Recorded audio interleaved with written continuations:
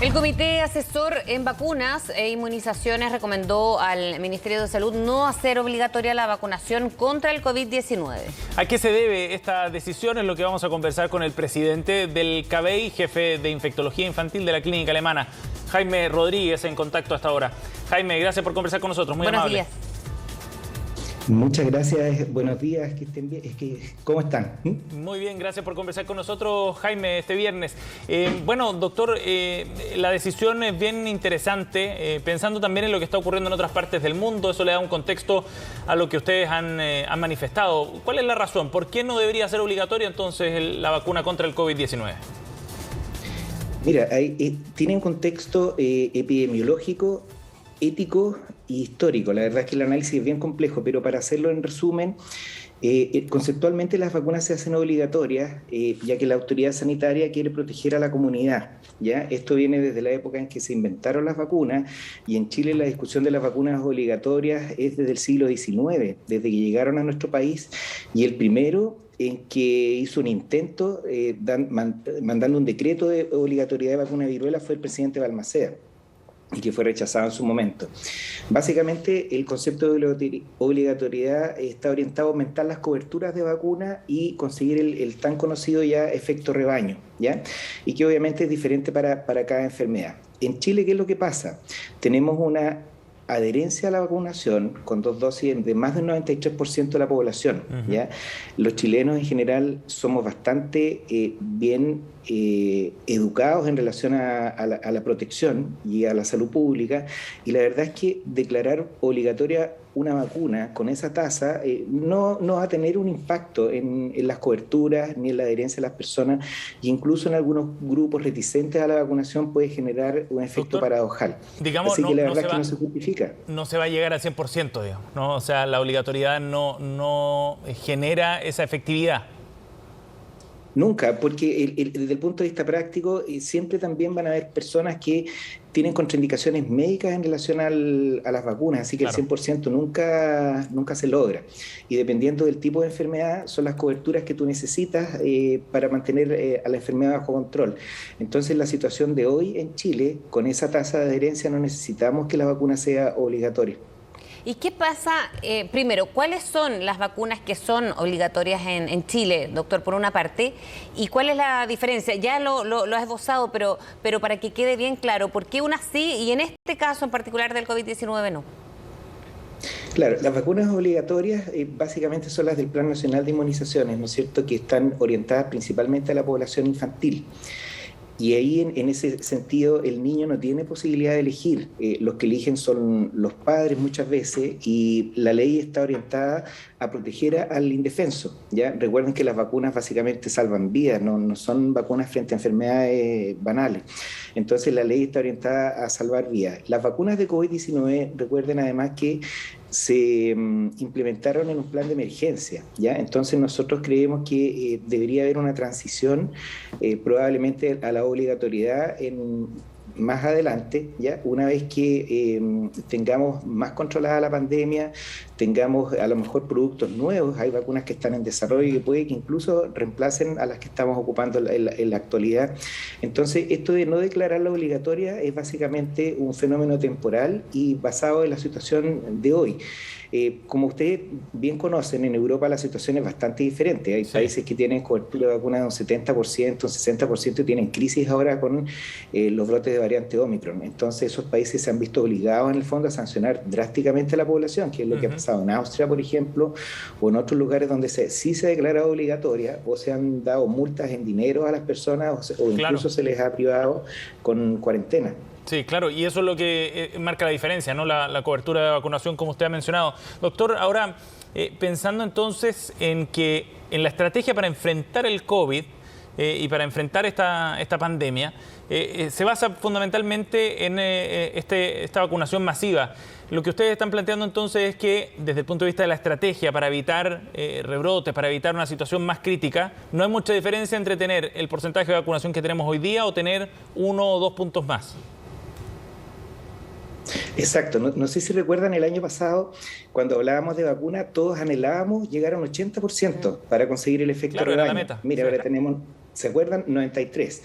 Y de hecho, gracias a las altas coberturas, cuando Delta llegó a Chile, también ustedes deben recordar que en Europa causó estragos, en Israel, y en Chile Delta es la variante predominante ya hace un rato, y la verdad es que hemos tenido pequeños brotes, pero no han sido de impacto.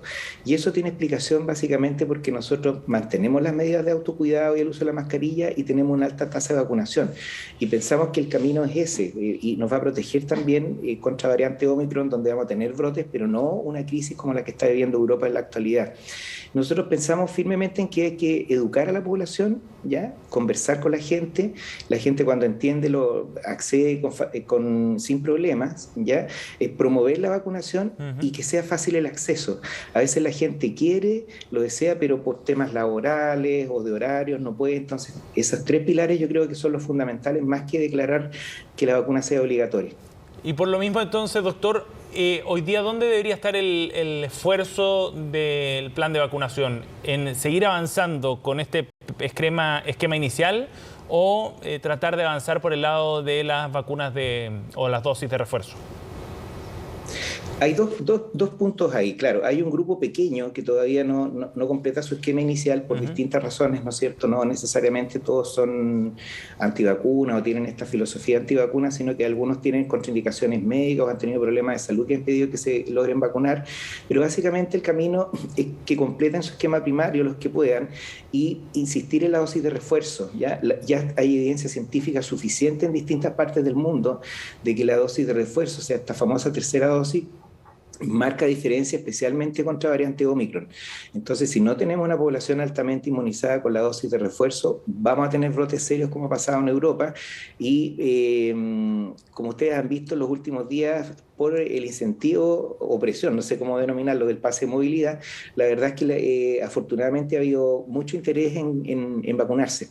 Doctor, ¿y cómo se hace, por ejemplo, con ese más de 1 millón de personas que estaban retrasados precisamente? Porque una es enfocar quizás la estrategia a llamar a la inoculación, pero cuando ya se han vacunado, y después, ¿cómo se explica que tantas personas no hayan completado el esquema completo? Entonces, ahí las estrategias me imagino que deben también ir enfocada a esas personas que son hartas, y por eso ahora se explica también que hay un poco incluso de aglomeraciones en los vacunatorios.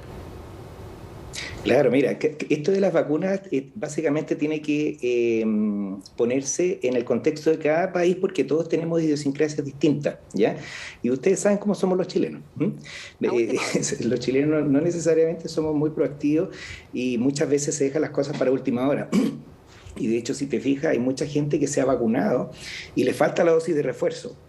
Entonces, básicamente, lo que hay que hacer es favorecer el acceso y promover la vacunación, más que otra cosa. No es gente que esté en contra del proceso de inmunización, sino que es gente que por X razones, muchas veces yo creo que es por dejación o tiempo, no ha logrado completar su esquema con 3 dosis. ¿Y dónde puede ir enfocada la estrategia para aquellos que tienen, como decía usted, esa filosofía antivacunas? Ahí ya es más difícil, ¿no? Aunque no es tan importante el grupo como en otras partes del mundo, hay un grupo que incluso a veces ha salido hasta manifestarse por eso. ¿Es difícil ya entrar en esos grupos, doctor?